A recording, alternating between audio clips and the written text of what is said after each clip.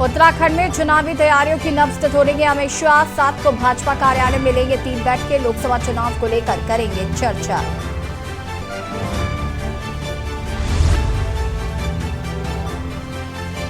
सात अक्टूबर को सीएम योगी आदित्यनाथ पहुंचेंगे केदारनाथ। बाबा केदार की सीएम योगी करेंगे पूजा अर्चना। 8 अक्टूबर को बद्रीनाथ में दर्शन पूजन करेंगे। दिल्ली में नड्डा और शाह से मिले त्रिवेंद्र सिंह रावत। तबियत सुधार के बाद फिर हुए एक्टिव। केदारनाथ धाम में गर्भगृह में दर्शन के लिए हुआ बंद। बढ़ती भीड़ को देखकर लिया गया निर्णय। दर्शन बंद होने पर तीर्थ पुरोहित समाज ने जताई आपत्ति। देहरादून में डेंगू के 12 नए मामले आए सामने। डेंगू मरीजों की संख्या 1000 के पार। डेंगू से अब तक 13 लोगों की मौत।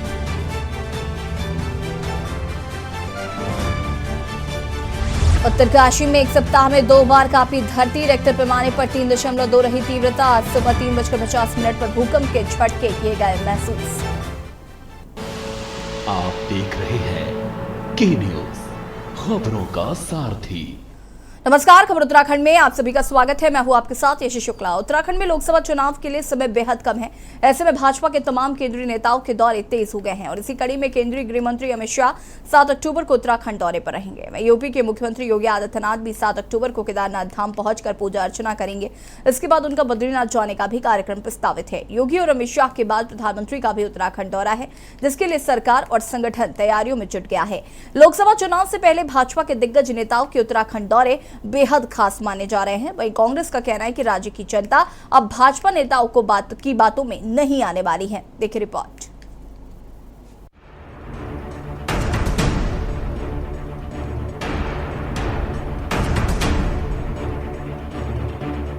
उत्तराखंड में लोकसभा चुनाव से पहले भाजपा के तमाम केंद्रीय नेताओं के दौरे ताबड़तोड़ शुरू होने जा रहे हैं। इसी कड़ी में केंद्रीय गृह मंत्री अमित शाह 7 अक्टूबर को उत्तराखंड दौरे पर रहेंगे। इस दौरान वो सबसे पहले नरेंद्र नगर की मध्य क्षेत्रीय परिषद की बैठक की अध्यक्षता करेंगे। इसके बाद अखिल भारतीय पुलिस विज्ञान कांग्रेस में शामिल होंगे। बता दें कि मध्य क्षेत्रीय परिषद की बैठक की मेजबानी का मौका इस बार उत्तराखंड को मिला है। इसमें उत्तराखंड के मुख्यमंत्री पुष्कर सिंह धामी, यूपी के सीएम योगी आदित्यनाथ, मध्य प्रदेश के सीएम शिवराज सिंह चौहान शामिल होंगे। बैठक की सभी तैयारियां पूरी कर ली गई है। वहीं मुख्यमंत्री पुष्कर सिंह धामी ने बताया कि उनकी गृह मंत्री अमित शाह के साथ मध्य क्षेत्रीय परिषद की बैठक और Akhil Bharatiya police science conference के संबंध में चर्चा हुई है। मध्य क्षेत्रीय परिषद की बैठक हमारे उत्तराखंड के अंदर 7 अक्टूबर को प्रस्तावित है। उस बैठक के संबंध में भी चर्चा हुई है और पूरे देश की पुलिस का सम्मेलन होना है, उस सम्मेलन के संबंध में भी चर्चा हुई है। क्योंकि हमारा राज्य देखिए 2 अंतर्राष्ट्रीय सीमाओं से लगा हुआ राज्य है और उत्तर प्रदेश की सीमा से लगा है, इधर हिमाचल की सीमा से लगा हुआ है। उन सभी सीमावर्ती क्षेत्रों में जो हमारे यहाँ पर अनेकों प्रकार की जो आंतरिक गतिविधियां हैं, उन सब गतिविधियों के बारे में भी चर्चा करेंगे। उत्तराखंड राज्य के अंदर जो विकास से संबंधित जो हिमालय राज्यों की अलग एक अपनी आवश्यकताएं हैं, जरूरत है, उन जरूरतों पर भी हम चर्चा करेंगे। बाकी एज पर एजेंडा जो होगा उस पर सभी पर बात होगी। आपको बता दें कि केंद्रीय गृह मंत्री अमित शाह नरेंद्र नगर में होने वाली बैठक के बाद भाजपा प्रदेश मुख्यालय भी आएंगे। मुख्यालय में 3 घंटे वो पार्टी पदाधिकारियों और सरकार के मंत्रियों से 3 अलग-अलग बैठकों में चर्चा करेंगे। लोकसभा चुनाव के मद्देनजर सरकार और संगठन की नब्ज टटोलेंगे। वहीं यूपी के मुख्यमंत्री योगी आदित्यनाथ भी 7 अक्टूबर को केदारनाथ धाम पहुंचकर पूजा अर्चना करेंगे। इसके बाद उनका बद्रीनाथ जाने का भी कार्यक्रम प्रस्तावित है। योगी और अमित शाह के बाद प्रधानमंत्री का भी उत्तराखंड दौरा है, जिसके लिए सरकार और संगठन तैयारियों में जुटा हुआ है। प्रस्तावित कार्यक्रम के मुताबिक प्रधानमंत्री 11 अक्टूबर को चीन सीमा से सटे पिथौरागढ़ जिले में पहुंचेंगे। मिली जानकारी के मुताबिक प्रधानमंत्री 11 और 12 अक्टूबर को आदि कैलाश नारायण आश्रम में भ्रमण और पिथौरागढ़ में विशाल जनसभा को संबोधित करेंगे। प्रधानमंत्री चीन सीमा से सनातन व सुरक्षा का संदेश भी देंगे। लोकसभा चुनाव से पहले भाजपा के दिग्गज नेताओं के उत्तराखंड दौरे बेहद खास माने जा रहे हैं। वहीं कांग्रेस का कहना है कि राज्य की जनता भाजपा नेताओं की बातों में नहीं आने वाली। जनता सब समझ चुकी है और इस बार भाजपा को सबक सिखाने जा रही है। निश्चित रूप से भारतीय जनता पार्टी के सभी पदाधिकारी और हमारे नेता सभी जनता की सेवा में संलग्न रहते हैं, इसलिए समय समय पर उनके प्रवास के कार्यक्रम रहते हैं। इसी क्रम में हमारे गृह मंत्री जी 7 तारीख को उत्तराखंड के दौरे पर है। उनका कार्यक्रम देहरादून में भी है और नरेंद्र नगर में भी है और पार्टी पदाधिकारियों के साथ भी उनका कार्यक्रम है। इसके अलावा 12 तारीख को हमारे यशस्वी नेता, विश्व प्रख्यात नेता नरेंद्र भाई मोदी जी, जिनका उत्तराखंड के प्रति विशेष लगाव है, वो भी पिथौरागढ़ में विशाल जनसभा को संबोधित करने वाले हैं। यह हम सब के लिए गौरवपूर्ण क्षण है कि जिस तरह से उन्होंने उत्तराखंड के विकास के लिए कई परियोजनाएं प्रारंभ की हैं, उनके आने के बाद हमें और सौगातें मिलेंगी। उत्तराखंड प्रगति के पथ पर अग्रसर होगा, ऐसा हमारा विश्वास है। देखिए, उनको आने दीजिए। जिस प्रकार से राज्य की स्थिति है, डेंगू से सैकड़ों लोग मर गए, सैकड़ों लोग मर गए। उनके दौरों का कितना प्रभाव पड़ता है तो ये आपको पता लगेगा। पूरे राज्य के सारा राज्य आपदाग्रस्त है। पूरे राज्य में आपदा आई हुई, सैकड़ों मार्ग बंद हैं आज भी। पूरा 4 धाम यात्रा में पूरी सड़कें देख लीजिए, ऑल वेदर रोड के हाल देख लीजिए। तो अब जनता जवाब देगी, दौरे कितने भी कर लें, लेकिन निश्चित तौर पे जो जनता ने पीड़ा और कष्ट सहे हैं उसका जवाब मिलेगा। कुल मिलाकर चुनाव से पहले भाजपा के दिग्गज नेताओं के उत्तराखंड दौरे से पार्टी के कार्यकर्ताओं में काफी उत्साह है। सरकार से लेकर संगठन तक गृह मंत्री अमित शाह, प्रधानमंत्री नरेंद्र मोदी समेत तमाम दिग्गज नेताओं के दौरे को सफल बनाने की तैयारियों में जुटा है। वहीं चुनाव से पहले प्रधानमंत्री का पिथौरागढ़ दौरा भी कई मायनों में महत्वपूर्ण है। देखना होगा प्रधानमंत्री अपने संबोधन में जीत के लिए क्या कहते हैं। देखना ये भी होगा कि प्रधानमंत्री की जनसभा का क्या एक बार फिर भाजपा को लोकसभा चुनाव में जीत की हैट्रिक दिला पाएगी। देखना होगा कि कांग्रेस के शीर्ष नेता कब तक उत्तराखंड का दौरा करते हैं। उत्तराखंड डेस्क रिपोर्ट के न्यूज़ इंडिया।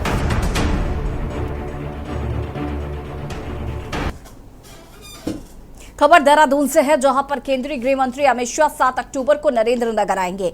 मध्य क्षेत्रीय परिषद की बैठक में वो हिस्सा लेंगे और इस बार परिषद की बैठक की मेजबानी का मौका उत्तराखंड को मिला है। इसमें उत्तराखंड के मुख्यमंत्री पुष्कर सिंह धामी, यूपी के सीएम योगी आदित्यनाथ, मध्य प्रदेश के सीएम शिवराज सिंह चौहान शामिल होंगे। बैठक की सभी तैयारियां पूरी कर ली गई हैं। वहीं मुख्यमंत्री पुष्कर सिंह धामी ने बताया कि उनकी गृह मंत्री अमित शाह के साथ मध्य क्षेत्रीय परिषद की बैठक और Akhil Bharatiya police science conference के संबंध में चर्चा हुई है। मध्य क्षेत्रीय परिषद की बैठक हमारे उत्तराखंड के अंदर 7 अक्टूबर को प्रस्तावित है। उस बैठक के संबंध में भी चर्चा हुई है और पूरे देश की पुलिस का सम्मेलन होना है, उस सम्मेलन के संबंध में भी चर्चा हुई है। क्योंकि हमारा राज्य देखिए 2 अंतर्राष्ट्रीय सीमाओं से लगा हुआ राज्य है और उत्तर प्रदेश की सीमा से लगा है, इधर हिमाचल की सीमा से लगा हुआ है। उन सभी सीमावर्ती क्षेत्रों में जो हमारे यहाँ पर अनेकों प्रकार की जो आंतरिक गतिविधियां हैं, उन सब गतिविधियों के बारे में भी चर्चा करेंगे। उत्तराखंड राज्य के अंदर जो विकास से संबंधित जो हिमालय राज्यों की अलग एक अपनी आवश्यकताएं हैं, जरूरत है, उन जरूरतों पर भी हम चर्चा करेंगे। बाकी एज पर एजेंडा जो होगा उस पर सभी पर बात होगी। आम आदमी पार्टी के सांसद सज्जन सिंह को ईडी द्वारा गिरफ्तार किए जाने को लेकर प्रदेश में आम आदमी पार्टी ने देहरादून स्थित लंसडॉन चौक पर प्रदर्शन किया और केंद्र सरकार का पुतला फूंका। वहीं जो सिंह बिष्ट आप पार्टी समन्वयक ने कहा कि जिस तरह से 10 घंटे तक ईडी ने उनके घर पर छापेमारी करी और उनके खिलाफ एक भी सबूत नहीं मिला, सिर्फ झूठे गवाहों के आधार पर उनको गिरफ्तार किया है, वही पूरी तरह से कानूनी तौर से गलत है और हम उसी के खिलाफ प्रदर्शन कर रहे हैं। इसी प्रकार आम आदमी पार्टी ने दिल्ली के उप मुख्यमंत्री मनीष सिसोदिया को भी बिना सबूतों के गिरफ्तार किया था।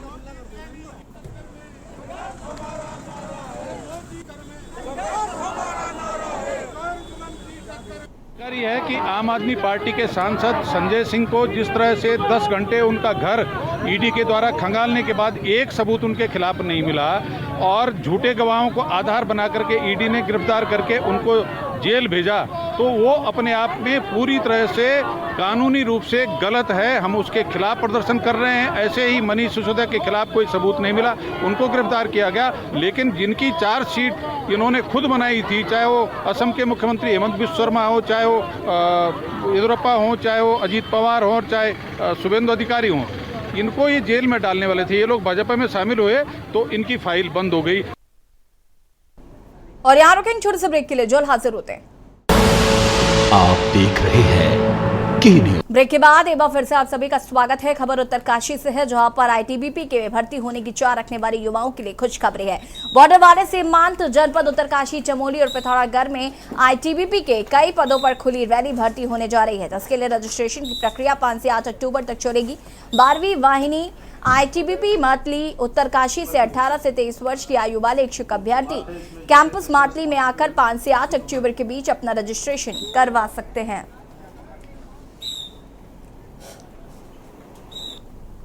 ये एक स्पेशल रिक्रूटमेंट रैली है जिसमें कि उत्तराखंड स्टेट के लिए 3 डिस्ट्रिक्ट में ये भर्ती हो रही है, जिसमें उत्तरकाशी में भी भर्ती होनी है हमारे कैंपस में।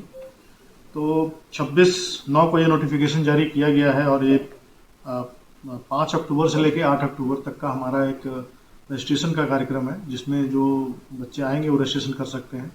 रजिस्ट्रेशन के जो फॉर्मेट है वो ऑनलाइन भी आईटीबीपी की वेबसाइट पे अवेलेबल है। उसको डाउनलोड करके जो कैंडिडेट है उसको भर करके हमारे ऑफिस में 5 से लेकर 8 की तारीख के बीच में कभी भी इसको जमा कर सकते हैं।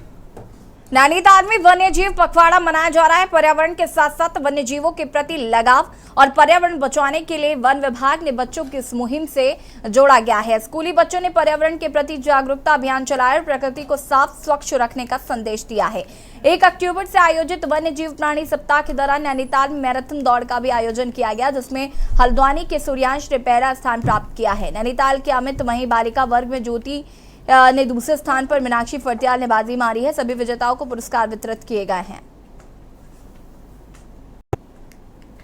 इस बार हम हर वर्ष जिसमें से आयोजित करते हैं, तो स्थानीय स्तर पर जितने भी लोग और सैलानी यहाँ आते हैं, तो उन सब के मध्य में जो है यह अवेयरनेस फैलाना, जागरूकता फैलाना कि वन्य जीव हमारे लिए बहुत महत्वपूर्ण है और वो हमारे जीवन के एक महत्वपूर्ण आधार हैं, तो उनको बचाए रखना बहुत आवश्यक है। इसीलिए वन विभाग हर वर्ष जो है प्रथम सप्ताह अक्टूबर में इसका आयोजन करता है। तो उसी क्रम में हम भी जूह सोसाइटी की ओर से इस कार्यक्रम का आयोजन करते हैं, जिससे कि बच्चों के बीच में भी अवेयरनेस बनी रहती है, एक उत्साह रहता है, एक प्रतीक्षा रहती है कि एक कार्यक्रम आयोजित होगा, उसमें हम पार्टिसिपेट करेंगे और उससे कहीं न कहीं अवेयरनेस फैलती है। वाइल्ड लाइफ को बचाने के लिए एक वाइल्ड लाइफ वीक का आयोजन किया जा रहा है, जिसमें हम विभिन्न तरह के स्पोर्ट्स एक्टिविटीज़ और पेंटिंग कंपटीशन और ये भाषण प्रतियोगिता और फैंसी ड्रेस प्रतियोगिता का आयोजन कर रहे हैं तथा मैराथन अभी मैराथन का आयोजन किया गया है। खबर उत्तरकाशी के बड़कोट से है, जहां नगर पालिका क्षेत्र बड़कोट के तराड़ी नामक स्थान में निराश्रित पशुओं के लिए कांजी हाउस बनकर तैयार हो गया है। उसका मुख्य अतिथि संजय डोभाल, विधायक यमुनोत्री व अभिषेक रोयला जिलाधिकारी उत्तरकाशी की मौजूदगी में पूजा अर्चना के साथ विधिवत रूप से उद्घाटन किया गया है। बाजार में आवारा पशु घूमने वाले निराश्रित पशुओं को कांजी हाउस तलाड़ी ले जाया गया। साथ ही उन पशुपालकों को भी मुश्किल बढ़ने तय है, जिन्होंने टैग लगे अपने पशुओं को खुला छोड़ रखा है। आप लोग यहाँ पे आए, आज बड़ी खुशी हो रही है। 5 सालों से सोच रही थी कि गौ सदन का निर्माण हो, लेकिन धन का अभाव था, इतना धन मेरे पास नहीं था। सरकार से भी जो डीपीआर पास की गई उसमें केवल 17 लाख रुपए मिल पाए हैं और बाकी अपने राज्य वित्त से टुकड़ों टुकड़ों में लगाना पड़ा। तो आज बड़ी मशक्कत करने के बाद जो है इस गौ सदन का जो निर्माण हुआ, आधा अधूरा है, अभी पूरा भी नहीं है। और सबसे पहले बात आती है ज़मीन पे, तो नगर पालिका में जब मैं वहाँ पे मेरा शपथ ग्रहण हुआ, मैं बैठी तो नगर पालिका के पास जो है 0.001 हेक्टेयर ज़मीन थी कुल। लेकिन आज की डेट में प्रशासन का मैं धन्यवाद करना चाहूँगी कि आज की डेट में नगर पालिका के पास जो है कम से कम 60-70 नाली ज़मीन है। रुड़की के पिरान करियर में देहरादून से आए विजिलेंस की टीम ने उपखंड अधिकारी कार्यालय विद्युत विभाग के जेई एवं एसडीओ के साथ मिलकर पिरान करियर क्षेत्र में बिजली चोरी करने वाले उपभोक्ताओं के यहां ताबड़तोड़ कार्रवाई कर 11 उपभोक्ताओं को बिजली चोरी करते हुए पकड़ा गया है। टीम के द्वारा सभी उपभोक्ताओं के खिलाफ विद्युत अधिनियम के तहत मुकदमा दर्ज कर कार्रवाई शुरू कर दी गई है। विजिलेंस के सहायक अभियंता विकास कुमार का कहना है कि काफी लंबे समय से पिरान करियर क्षेत्र में बिजली चोरी की शिकायत मिल रही थी। इसी के चलते विजिलेंस की टीम के साथ रुड़की पहुंचे, जिसके बाद विद्युत विभाग टीम ने छापेमारी कर शिकायतकर्ता द्वारा बताई गई जगहों पर छापेमार कार्रवाई की है। उन्होंने कहा कि आगे भी अभियान जारी रहेगा। विद्युत चोरी करने वाले किसी भी व्यक्ति को बख्शा नहीं जाएगा। हम लोग आए हैं ऊर्जा विभाग के विजिलेंस टीम में, तो उसके दौरान हमें पिरान कलियर की कुछ शिकायतें मिली थी उन्हीं के आधार पर हमने कुछ चोरी के केस जो हैं वो देखे गए। कितने जगह पर छापा मारा गया? टोटल जगह हमारे पास 11 जगह हम गए हैं, 11 चेकिंग हमें मिली, जिनमें से पूर्ण रूप से जो चोरी है वो 10 थी और एक आंशिक रूप से चोरी है, जिसका मीटर हमने सील कराकर लैब को भेज दिया। सर सभी के ऊपर मुकदमे दर्ज होंगे? मुकदमे अभी 10 लोगों के ऊपर दर्ज होंगे। एक चोरी का केस अभी कंफर्म नहीं है, जब वो कंफर्म होगा उसके बाद उस पर हाँ ये अभियान जारी रहेगा। जितनी शिकायतें हमारे पास आती रहेंगी उसी हिसाब से हम ये अभियान जारी रखेंगे। और यहाँ रोकेंगे छोटे से ब्रेक के लिए, जो हाजिर होते हैं। आप देख रहे हैं के न्यूज़ खबरों का। फिर से आप सभी का स्वागत है। हल्द्वानी के इंदिरा नगर स्थित नगर निगम के ट्रंचिंग ग्राउंड के पास मुख्य सड़क पर कूड़े का ढेर हो गया, जिसमें नगर निगम की लापरवाही देखने को मिली। कल देर रात भी नगर निगम के ट्रंचिंग ग्राउंड के पास नगर की कूड़ा गाड़ी सड़क के पास कूड़ा फेंक दिया गया था, जिस पर 10,000 का चालान किया गया। वहीं आज डीएम नैनीताल वंदना सिंह को नगर निगम ने 3 दिन का अल्टीमेटम दिया, साथ ही नगर निगम को नोटिस भी दिया जा रहा है। डीएम वंदना सिंह ने कहा कि मामला बेहद गंभीर है, इसमें कोई लापरवाही नहीं बरती जाएगी। कूड़े को लेकर जल्द से जल्द सड़क से हटाकर ट्रंचिंग ग्राउंड के अंदर फेंका जाएगा।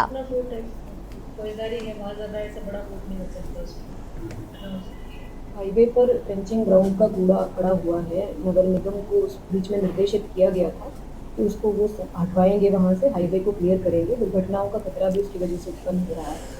नगर निगम के द्वारा इसमें काफ़ी धीमी गति से काम किया जा रहा था, जिसको लेकर कुछ शिकायतें प्राप्त हुई। इसके क्रम में एक नोटिस नगर निगम को निर्गत करने के निर्देश सिटी मजिस्ट्रेट को दिए हैं और नगर निगम को 5 दिन का समय दिया है इसको पूरा हाईवे से हटाने के लिए। यदि 5 दिन के अंतर्गत नहीं हटाया जाता तो नोटिस के क्रम में आगे फिर हम लोग फर्दर जो है एक्शन लेंगे नगर निगम के ऊपर। अभी नगर निगम ने ये आश्वासन दिया है कि इसको अगले कल से इसमें काम शुरू हो जाएगा और अगले 4 दिनों के अंदर अंदर में इसको पूरा हाईवे से साफ कर। खबर अक्सर से, जहां पर खानपुर ब्लॉक के इकाई प्रधानों ने गोवर्धनपुर में बैठक में ग्राम प्रधान संगठन के पुराने ब्लॉक अध्यक्ष को हटाने व नया अध्यक्ष चुनने को लेकर विवाद पर चर्चा हुई। बैठक में सीमा चौधरी को हटाने व प्रधानों ने सर्वसम्मति से खंडन किया है और दावा किया है कि प्रधान संगठन की ब्लॉक अध्यक्ष सीमा ही रहेंगी। वो 06 पे लगा है, मतलब 03 आ गया वीडियो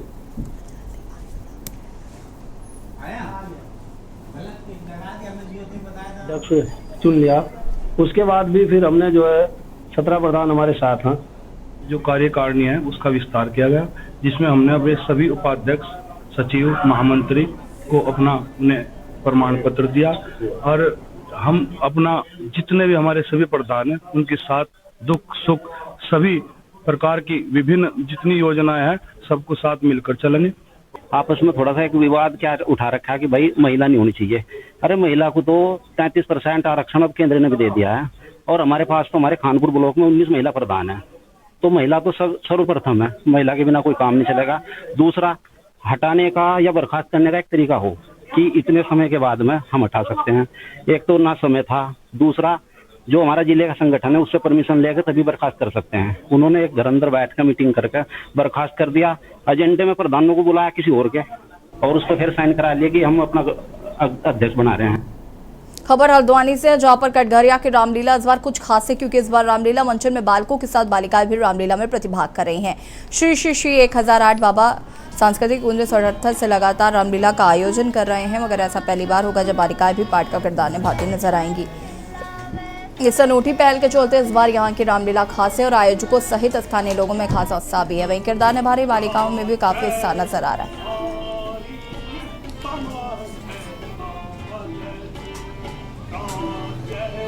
यहाँ इसी मतलब हमने हर साल यहाँ रामलीला देखी है, तो हमें यहाँ वैसे भी अच्छी लगती है यहाँ रामलीला।